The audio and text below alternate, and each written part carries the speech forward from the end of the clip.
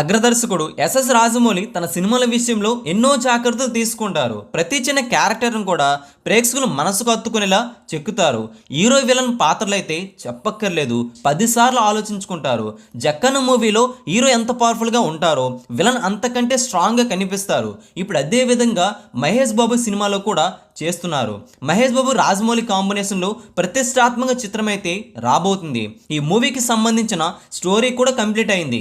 Pre production work అయితే ప్రస్తుతం జరుగుతుంది. SSMB 29 సంబంధించిన ఒక వార్త టోటల్ వరల్డ్ వైడ్గా షేక్ చేస్తుంది.